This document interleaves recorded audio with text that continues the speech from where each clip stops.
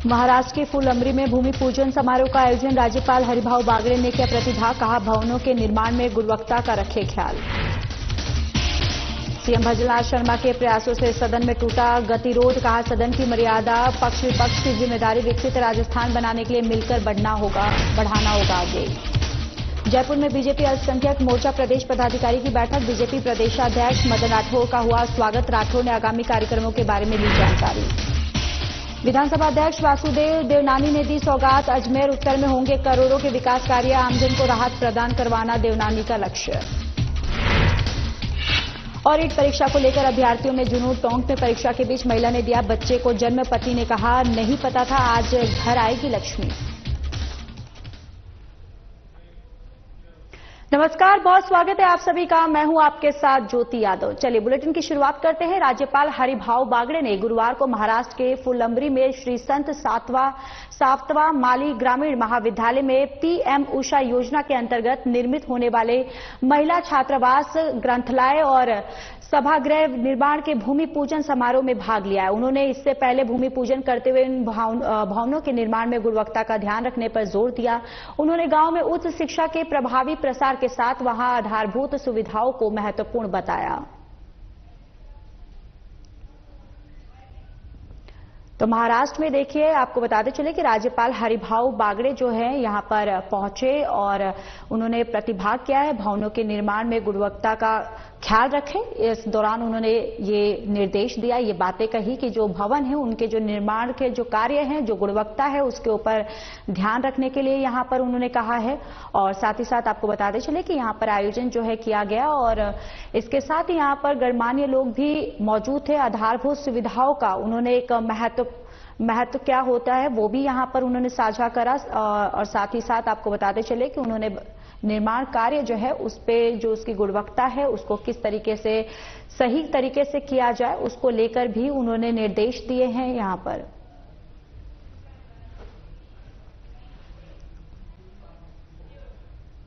तो वहीं मुख्यमंत्री भजनलाल शर्मा ने विधानसभा में कई दिन से चले आ रहे गतिरोध के समाप्त होने के बाद गुरुवार को सदन में अपने वक्तव्य में कहा है कि जब हम सभी सदस्य सदन में चर्चा करते हैं और वाद विवाद होता है तो कई बातें ऐसी भी निकल जाती हैं जो हम कहना नहीं चाहते, लेकिन उसके लिए सदन बाधित होना उचित नहीं है। उन्होंने कहा कि हम चाहे पक्ष हो या प्रतिपक्ष के सदस्य हो, राजस्थान की जनता को हम सभी से बहुत बड़ी उम्मीद है। जनप्रतिनिधि के प्रति जनता के मन में जो सम्मान और समर्पण का भाव होता है उसका अगर ध्यान रखेंगे तो मेरा और तेरा का फर्क जो है वो खत्म हो जाएगा। वहीं सीएम शर्मा ने कहा कि प्रदेश की 8 करोड़ जनता का ध्यान रखते हुए विकसित और उत्कृष्ट राजस्थान बनाने के लिए सत्ता पक्ष और प्रतिपक्ष को साथ मिलकर आगे बढ़ना होगा। उन्होंने कहा कि सदन की मर्यादा कैसे रहे ये सुनिश्चित करना सत्ता पक्ष और विपक्ष दोनों के सदस्यों की जिम्मेदारी है। तो देखिए, विकसित राजस्थान बनाने के लिए यहां पर एकजुट हो, यहां पर मुख्यमंत्री भजनलाल शर्मा के द्वारा यहां पर बोला गया है। उन्होंने कहा है कि पक्ष और विपक्ष दोनों को साथ में मिलकर चलना होगा, तभी राजस्थान की जो विकास है वो यहां पर हो सकती है। और साथ ही साथ उन्होंने कहा है कि जो प्रयास है सदन को किस तरीके से सही ढंग से चलाया जाए उस पर भी उन्होंने जोर दिया। उन्होंने कहा कि पक्ष और विपक्ष दोनों ही मिलकर अगर काम करे तो सदन जो है उसमें भी हम तेरा और मेरा ना करके एक साथ जुटकर यहां पर काम जो है वो सदन में हम करें।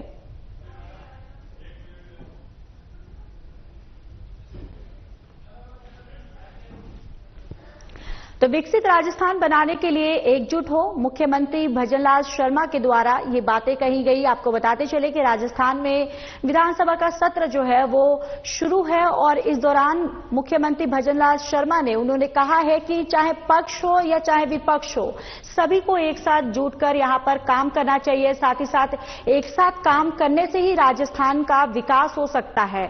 उन्होंने ये कहा है कि जिस तरीके से हमें राजस्थान को विकास की गति पे लेके चलना है और राजस्थान विकास हो उसको लेकर यहां पर पूरी तरह से हमें मिलकर साथ चलना होगा, मिलकर काम करना होगा, जिसको लेकर उन्होंने यहां पर कहा है। और साथ ही साथ आपको बताते चले उन्होंने कहा है कि प्रयासों से सदन जो है वो गतिरोध ना टूटे और राजस्थान का विकास सुनिश्चित हो।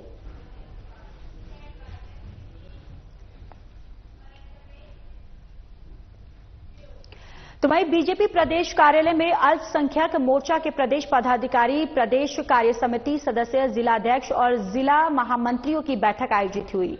बैठक में बतौर मुख्य अतिथि बीजेपी के नवनिर्वाचित प्रदेशाध्यक्ष और राज्यसभा सांसद मदन राठौड़ रहे। इस मौके पर मोर्चा प्रदेश अध्यक्ष हामिद खान मेवाती और पदाधिकारियों ने मदन राठौड़ का गर्मजोशी से स्वागत किया। इस मौके पर मोर्चा के प्रदेशाध्यक्ष हामिद खान मेवाती ने अपने कार्यकाल की उपलब्धियों को पार्टी कार्यकर्ताओं के सामने रखा और आगामी कार्यक्रमों के बारे में विस्तृत से जानकारी दी और प्रदेशाध्यक्ष को विश्वास दिलाया कि अल्पसंख्यक मोर्चा हर कदम पर कंधे से कंधा मिलाकर पार्टी के दायित्वों का निर्वहन करेगा। साथ ही मदन राठौड़ ने कहा कि कांग्रेस ने हमेशा अल्पसंख्यकों को वोट बैंक के लिए उपयोग किया है।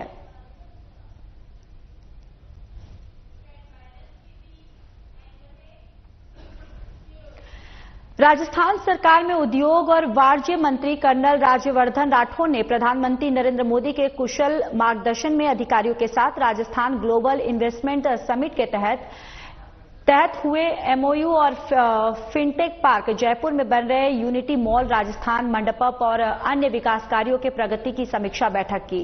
राज्यवर्धन राठौड़ ने कहा कि राजस्थान निवेश प्रोत्साहन योजना 2024 ने सब्सिडी कर छूट और रोजगार सृजन प्रोत्साहन सहित आकर्षक वित्तीय प्रोत्साहन प्रदान किए।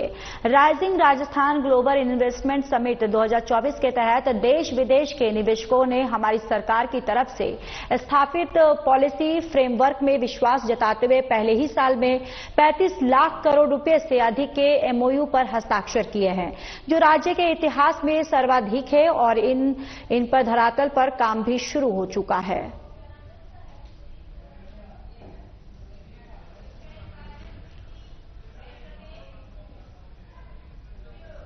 चलिए अब खबरों में आगे बढ़ेंगे। विधानसभा अध्यक्ष वासुदेव देवनानी ने अजमेर उत्तर विधानसभा क्षेत्र को करोड़ों रुपए के विकास कार्यों की सौगात दी।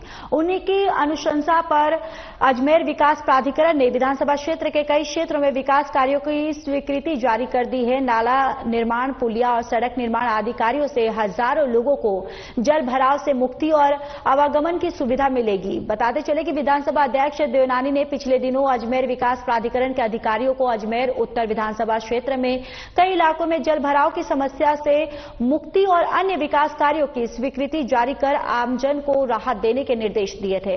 तो वहीं देवनानी के निर्देश पर अजमेर विकास प्राधिकरण ने विभिन्न विकास कार्यों की स्वीकृति जो है वो जारी की है और इसके तहत रामेश्वरम स्कूल, वरुण सागर रोड के पास क्षतिग्रस्त नाला और पुलिया का निर्माण, बोराज में नाले का निर्माण और मरम्मत कार्य 1,95,00,000 रुपए की लागत से कराया जाएगा। इसी तरह पंचशील नगर में स्टीफन स्कूल के पीछे से कांजी हाउस तक नाले का निर्माण कार्य 1,72,00,000 रुपए की लागत से करवाया जाएगा।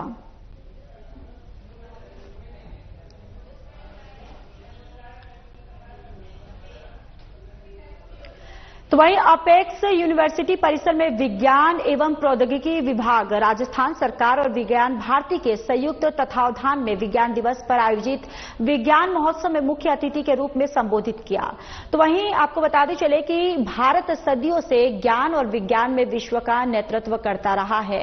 उन्होंने महाभारत और रामायण के उदाहरणों से भारतीय विज्ञान की समृद्धि को उजागर किया। मंत्री दिलावर ने बताया कि भारत ने दुनिया को शून्य की महत्वपूर्ण खोज दी और आज चंद्रमा के दक्षिणी ध्रुव पर सैटेलाइट भेजने वाला पहला देश भी भारत है। उन्होंने व्यंग करते हुए कहा कि अब अंग्रेज भारत आए तो हमारी जलेबी और कृषि तकनीकों को देखकर हैरान थे। मंत्री ने युवाओं को विज्ञान के क्षेत्र में नए कीर्तिमान स्थापित करने और आने वाली पीढ़ियों को प्रेरित करने का आह्वान किया। कार्यक्रम की शुरुआत मां सरस्वती के समक्ष दीप प्रज्वलन से हुई। इस अवसर पर doctor Nagendra Sharma, professor Somdev Shantanu, professor Ashutosh Sharma और वी सरवन कुमार ने भी संबोधित किया है।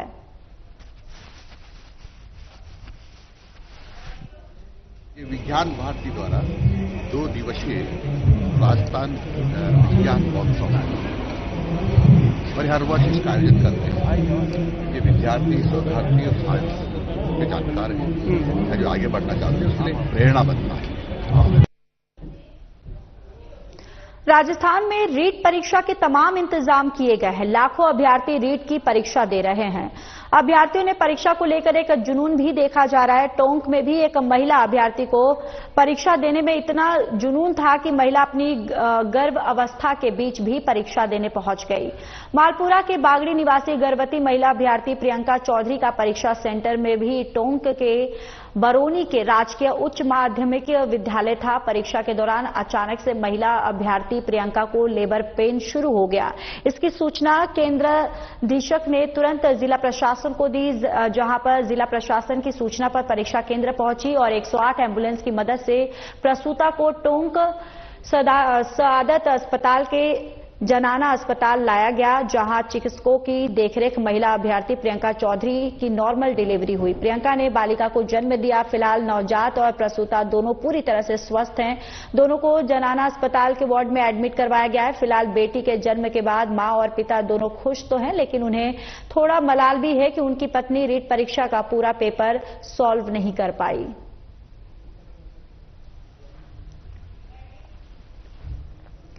देखिए, आपको बताते चले कि रीट परीक्षा देने गई महिला जो है वहां पर आपको बताते चले कि लेबर पेन शुरू हुआ, जिसके बाद आनन फानन में महिला को अस्पताल लेकर गए और जिसके बाद महिला की डिलीवरी हुई। और आपको बताते चले कि यहां पर महिला और उनके पति दोनों बच्ची के जन्म से खुश हैं, लेकिन उनका ये भी कहना है कि पेपर जो है रीट की जो एग्जाम है वो पूरी नहीं हो पाई, उसका थोड़ा बहुत मलाल है। और साथ ही साथ आपको बताते चले कि यहां पर महिला और बच्चा जो है वो दोनों ही स्वस्थ हैं। घटना ये था, मैं सेंटर से बाहर था, ये पेपर दे रहे थे अंदर रीट का। अचानक मेरे पास समथिंग 12:05 पर कॉल आया कि थोड़ी दिक्कत है। तो फिर हम अंदर पहुंचे तो उन्होंने 108 बुला ली। उनसे डीएम कलेक्टर साहिबा से भी उन्होंने लिया परमिशन लेकर के, फिर यहाँ रेफर कर दिया उन्होंने। और हम सकुशल पहुंच गए यहाँ पर और लक्ष्मी का आगमन हुआ हमारे घर पर। बहुत खुशी की बात है ये। सकुशल है दोनों? बिल्कुल, दोनों सकुशल है। कहाँ से आए थे? हम आए लांबारी सिंह के पास में बागड़ी है, मालपुरा ब्लॉक से। Government senior secondary school Barauni के पास में। चलिए खबरों में आगे बढ़ते हैं। जयपुर के जोरावर सिंह गेट स्थित राष्ट्रीय आयुर्वेद संस्थान के पंचकर्म विभाग द्वारा स्वास्थ्य रक्षार्थ और वांछित वमन कर्म शिविर का शुभारंभ किया गया। आमजन के बेहतर स्वास्थ्य और कफ दोष से जनित बीमारियों से बचाव के लिए निःशुल्क शिविर राष्ट्रीय आयुर्वेद संस्थान के पंचकर्म विभाग की तरफ से 28 फरवरी से 27 मार्च तक ये शिविर लगाया जाएगा। शिविर का उद्घाटन राष्ट्रीय आयुर्वेद संस्थान के कुलपति प्रोफेसर संजीव शर्मा ने किया। उन्होंने बताया कि आयुर्वेद के माध्यम से आमजन के बेहतर स्वास्थ्य के लिए मौसम परिवर्तन से जनित रोगों की रोकथाम और उससे बचाव के लिए राष्ट्रीय आयुर्वेद संस्थान द्वारा समय समय पर कई कार्यक्रमों और गतिविधियों को निःशुल्क जाता है। और राष्ट्रीय आयुर्वेद संस्थान के पंचकर्म विभाग द्वारा बेहतर स्वास्थ्य के लिए ऋतु शोधन कार्यक्रम के अंतर्गत समय समय पर वमन और विरचन रक्त मोक्षण के साथ अन्य शिविरों का सफल आयोजन किया जाता है।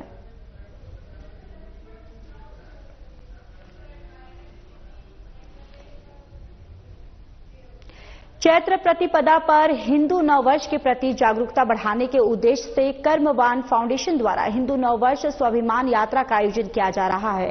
इसको लेकर गुरुवार को एक प्रेस वार्ता आयोजित की गई। फाउंडेशन के वेद व्यास ने पत्रकारों को बताया कि यात्रा 28 फरवरी को बीकानेर के दमाड़िनी चौक से रवाना होगी। यात्रा में 10 4 व्हीलर शामिल होंगे जो राजस्थान के बीकानेर, फलौदी और जैसलमेर, बाड़मेर, बालोतरा, जोधपुर और नागौर जिलों तक पहुंचेगी। इस दौरान करीब 1500 किलोमीटर की दूरी तय करेंगे। इस अभियान का उद्देश्य लोगों में हिंदू नववर्ष के प्रति जागरूकता बढ़ाना और इसके महत्व को प्रचारित करना है, ताकि अधिक से अधिक लोग जो हैं इस परंपरा को सम्मान दें और उत्साह के साथ नववर्ष जो है वो मनाएं।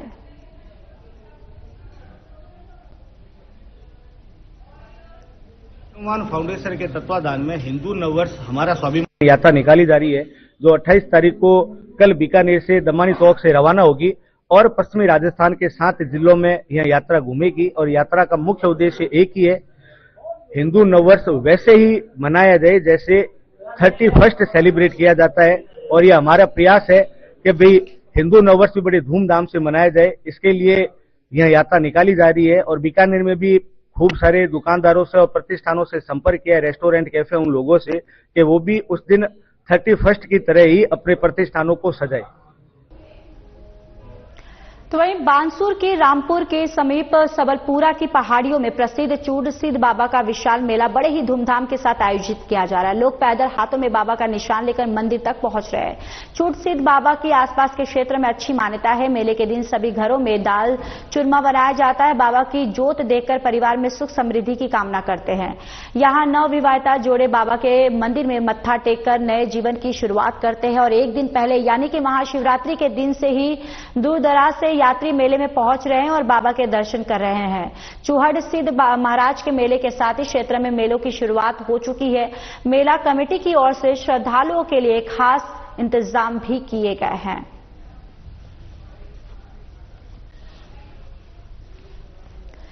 तो देखिए यहां पर महाशिवरात्रि के साथ ही यहां पर मेले की शुरुआत हो गई है, जिसके बाद यहां बड़ी संख्या में श्रद्धालु जो है वो पहुंच रहे हैं। और आपको बताते चले कि बानसूर से ये खबर है और आप ये तस्वीरों में भी देख सकते हैं कि यहां पर भारी तादाद में जो श्रद्धालु है पहुंचे हैं और हाथों में ध्वज का जो निशान है वो भी लेकर यहां पर श्रद्धालु पहुंचे हैं और निशान लेकर मंदिर पहुंचे श्रद्धालु यहां पर दर्शन अर्चना पूजा करते हुए दिखाई दे रहे हैं। और आपको ये भी दिखाते चले कि जो बड़ी मात्रा में यहां श्रद्धालु जो है पहुंचे हैं और साथ ही साथ पूजा करते हुए नजर आ रहे हैं।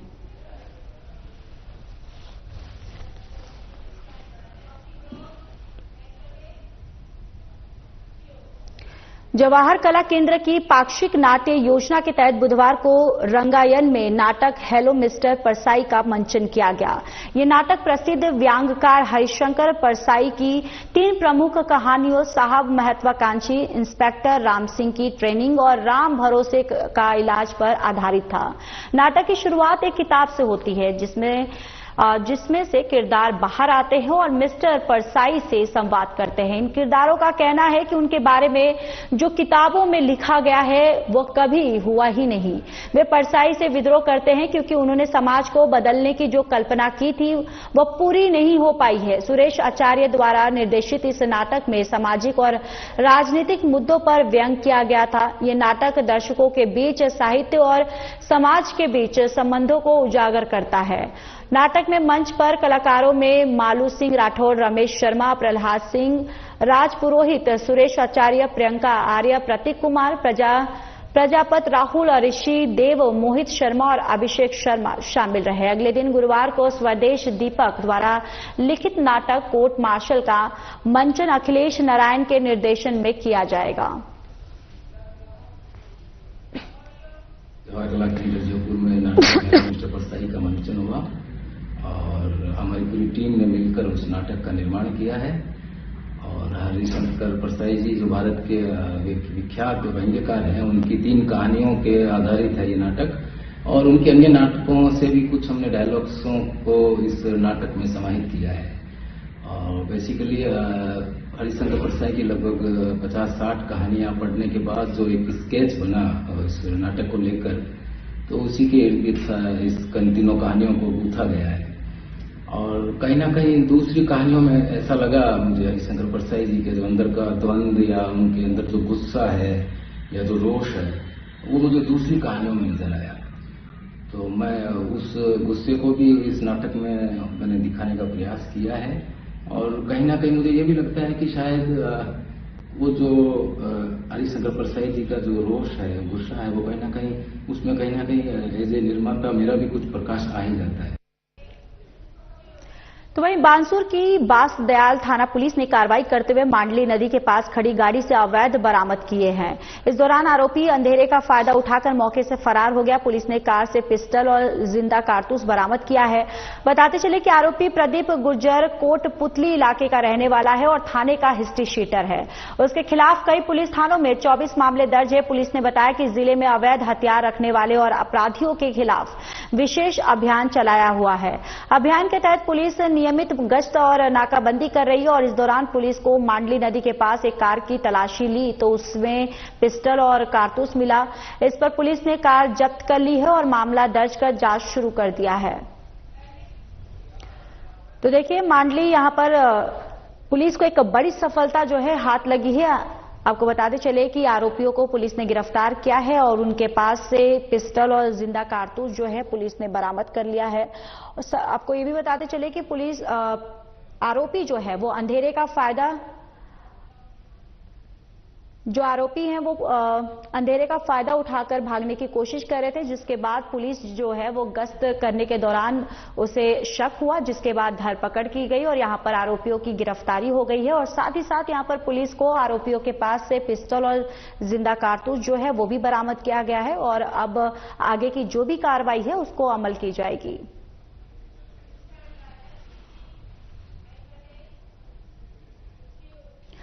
अलवर जिले की थाना कोतवाली पुलिस ने गौ तस्कर गिरोह के मुख्य सरगना हिस्ट्री शीटर अरशद में निवासी पालपुर थाना शेखपुर आहिर जिला भिवाड़ी को गिरफ्तार करने में सफलता हासिल की है।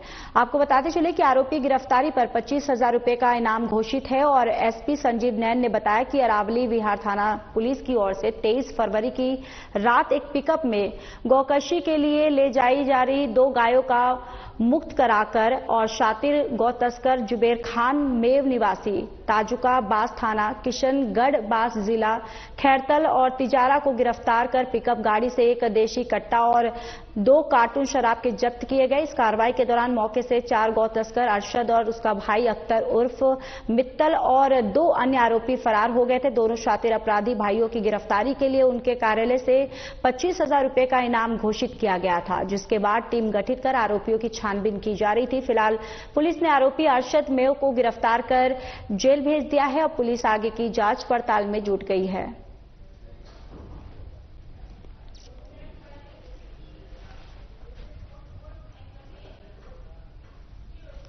तो वहीं राजगढ़ कस्बे में एक ट्रेलर चालक ने शराब के नशे में हाई वोल्टेज ड्रामा कर दिया है। आपको बताते चले कि ट्रेलर चालक ने तेज और लापरवाही चलाते हुए कस्बे के टहला बाईपास पहुंचा, जहां उसे ग्रामीणों ने रोक लिया और ट्रेलर को खड़ा करवा लिया।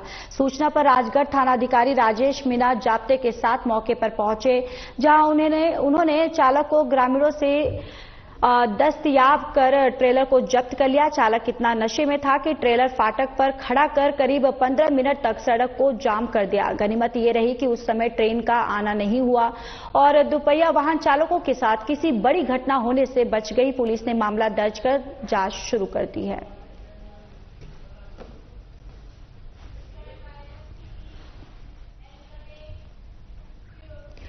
खबर हनुमानगढ़ से, जहां जिला कलेक्टर कानाराम में हनुमानगढ़ पंचायत समिति और नगर परिषद कार्यालय का औचक निरीक्षण किया। इस दौरान उन्होंने कार्यालय की सभी शाखाओं का अवलोकन करते हुए रिकॉर्ड को जांचा और टाउन पंचायत समिति में विशेष रूप से स्थापना, संपर्क एवं शिकायत विधि सहित पंचायत शाखा का निरीक्षण किया। मनरेगा शाखा का निरीक्षण करते हुए जिला कलेक्टर ने NMMS पोर्टल पर ऑनलाइन उपस्थिति चेक करने सहित निरीक्षण करने के निर्देश दिए। हनुमानगढ़ नगर परिषद के निरीक्षण दौरान रिकॉर्ड रूम में सीसीटीवी कैमरे लगाने और फायर सिस्टम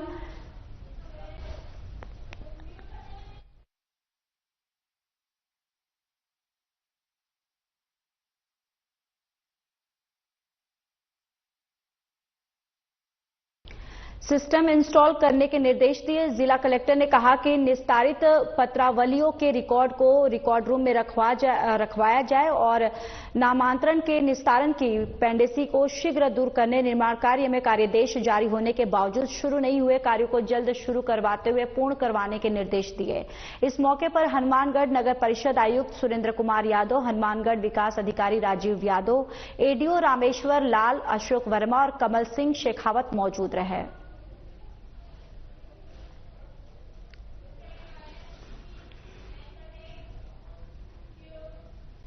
आई लीग में राजस्थान यूनाइटेड फुटबॉल क्लब उरुगेन और खिलाड़ी मैकॉल कैब्रियल ने कैब्रा में अपने अविश्वसनीय गोल से फुटबॉल प्रेमियों को मंत्रमुग्ध कर दिया है।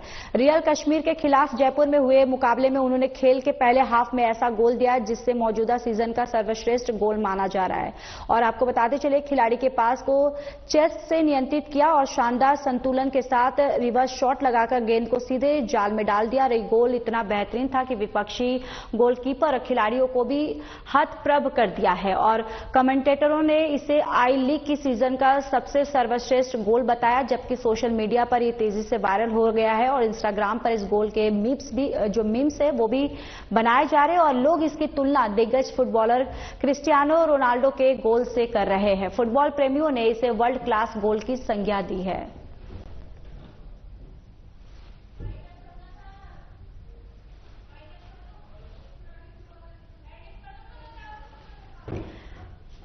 तो देखिए, जयपुर से ये खबर है जहां पर आई लीग में कैबरा और अविश्वसनीय गोल जो है उनके द्वारा किया गया है, जिसको यहां पर एक शानदार गोल जो है वो बताया जा रहा है और एक गोल का जो क्लिप है ये सोशल मीडिया पे काफी वायरल हो रहा है और जो कमेंटेटर है वो भी इस गोल को इस सीजन का इस लीग का सबसे बेस्ट गोल जो है उनके द्वारा बताया जा रहा है और सोशल मीडिया पर भी काफी वायरल हो रहा है।